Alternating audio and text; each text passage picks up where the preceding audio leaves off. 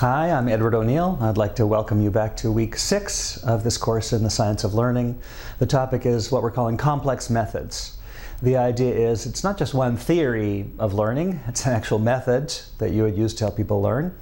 And it's not just based on one concept like motivation or working memory or something like that, those kind of precise technical things. These complex learning methods are methods. You can organize a whole bunch of instruction around them, and they kind of have bundled inside them a bunch of assumptions about learning, some kind of theory of learning, and even some learning science concepts inside. But it doesn't start from the concepts. You get to deal with it not like a mechanic using a screwdriver on one particular screw and one particular part of a big system. This is almost like a roadmap. You're not fixing the car, you're driving the car according to a route that someone has created for you. So I want to explain very briefly what some of these complex methods are using an example, and I'll use our idea of the online geography class that I've mentioned earlier. Professor comes to you, says, I teach geography, I would like to, I'm told I have to put my course online, can you help me with that? So how are we going to organize that? Are students going to read things and take tests and write papers?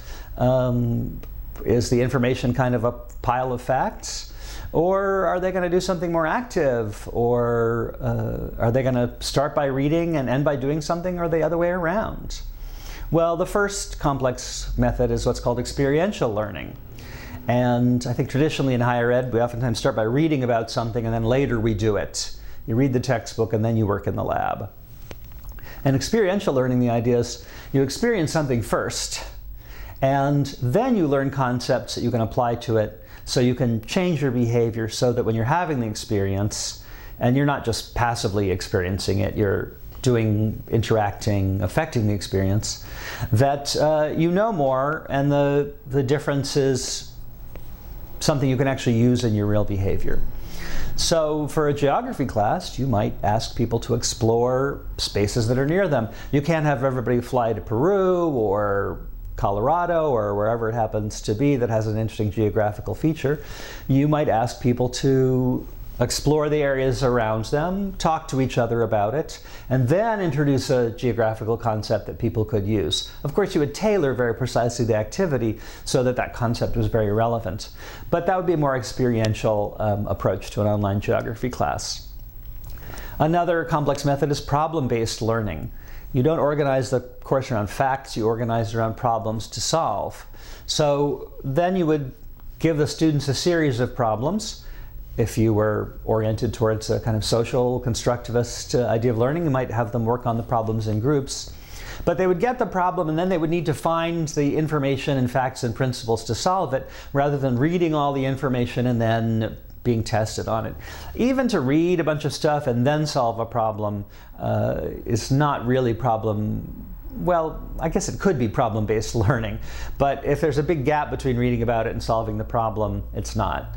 Problem-based learning puts the problems up front. They're either early in the class, or you might read or do something and then solve a problem, but the bulk of what you're doing is problem solving.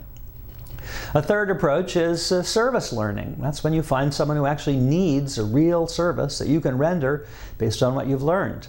So in an online geography class, you might find companies that need to make the decision about where to locate a factory or a new office, and they might need help understanding the geography of different areas. And so that's a service you could provide based on your learning. Finally, gamification is very popular now. Gamification is, you could say, behaviorism on steroids. It's taking mechanisms you find in games, rewards, Easter eggs, leaderboards, points, and using them very systematically to get people to usually compete, but sometimes also cooperate towards some particular end. So there's already a piece of software and a TV show called Where in the World is Carmen Sandiego?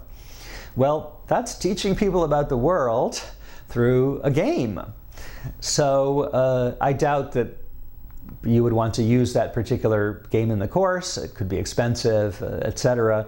Maybe you would. Maybe students would critique it or try and improve it or write letters to the people who make the software about how their geography could be better. That could be a wonderful, involving way for students to use a game in learning. But really the idea in gamification is the whole learning experience is gamified.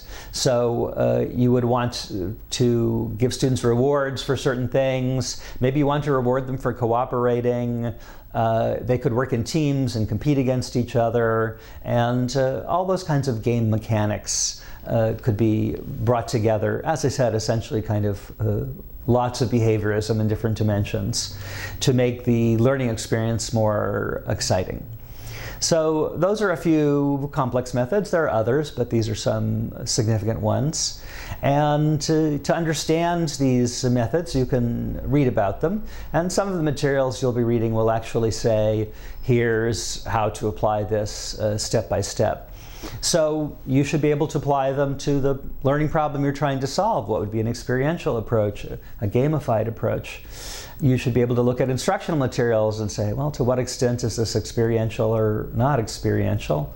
And you should be able to look at learning experiences you and your peers had and said, was this actually experiential learning? Was this problem-based learning? Why did this work or not work?